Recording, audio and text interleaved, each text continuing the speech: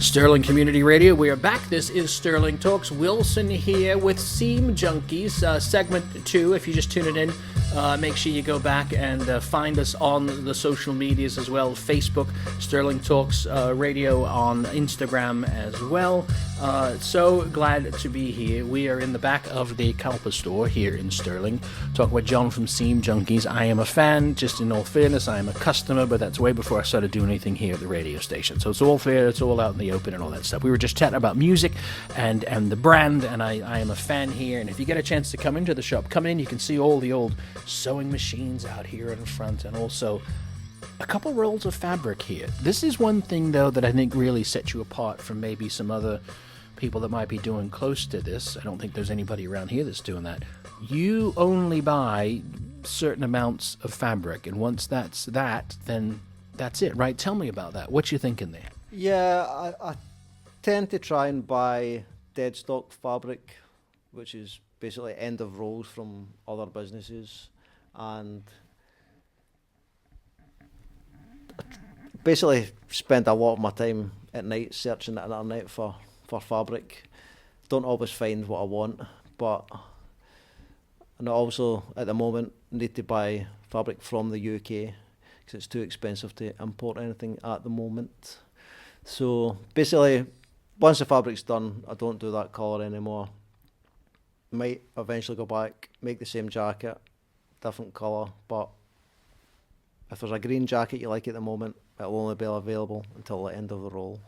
I was wondering about that, because my thing is I came into the shop and I was looking and I was like, oh, I know. But following you on social media, I knew that it's a limited run and that this is it. So it was one of those where I really wanted it, and I convinced my wife for my birthday. I was like, this is going to be it, because it's very nice. And you're I guess what I'm trying to say is it's affordable, but it's not something that someone's not going to come in and buy 10 of them like they might at some other place, because it is very specific. But there may not be 10 of that jacket that you like. No, certainly not. Some of the rolls of fabric I've got, I could only make a maximum of 8 of a certain jacket. Some a bit more. I can buy anywhere between 20 metres and 60 metres, so it just depends how I can get my hands on at a certain time. And I also get fed up looking at the same colours of jackets all the time, and I like to change them up every now and again. So there will be some new colours coming in by the summer as well. So some of these, the ones that's in the shop and on the site at the moment, will disappear.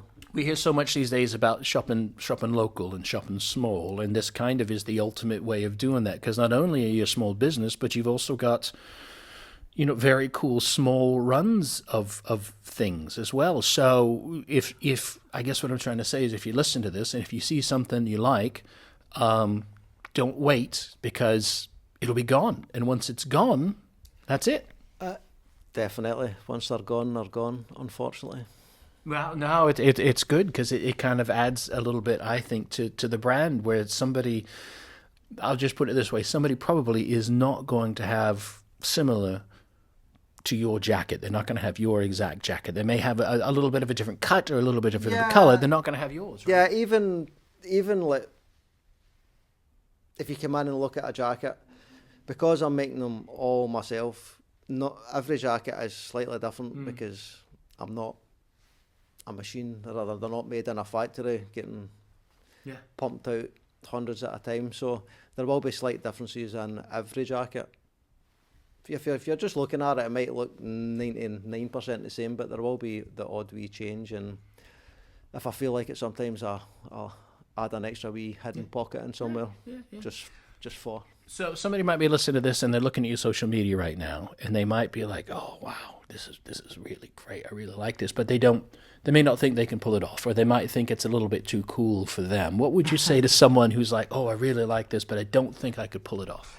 Well, I would just say, if you're local to the area, just come in and try one on. I've got a big mirror here. Yeah. Try it on, see what you think. If you don't like it, there'll be another one will come along at some point, and you can change the colour. You can customise the jacket. You can to a certain extent. So.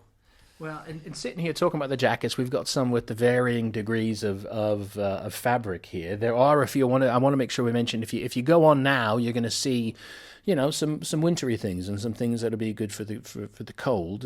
You're in business 365, 24/7 here throughout the year. So some of these other things I'm looking at would be, it is eventually going to warm up again, would be better for the warmer months. I want to make sure people know that you're doing products for year round. Yeah, I don't really tend to follow any kind of seasonal trends, or which I don't know if it works or not, but just once I've designed a jacket, even if it's like a cagoule in the middle of December, I tend to just make them, and if people want to buy them, they can buy them. If they don't, then you can always buy one and keep it for the summer. Yeah. Or the odd music festival. Yeah, there's a few thinner ones over here as well. Tell me about those. They're just basically overhead cagoules. It's kind of vintage cut. They're all seam sealed, so they're as near waterproof as I can make them. So they're quite handy for basically Scotland.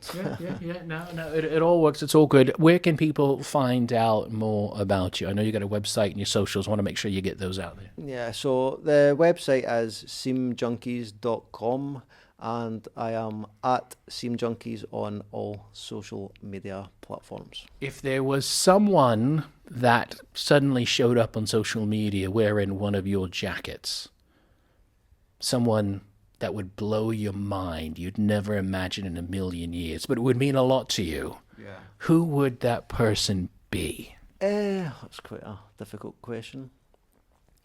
I think I would like to see Tim Burgess from the Charlatans rocking one of my jackets.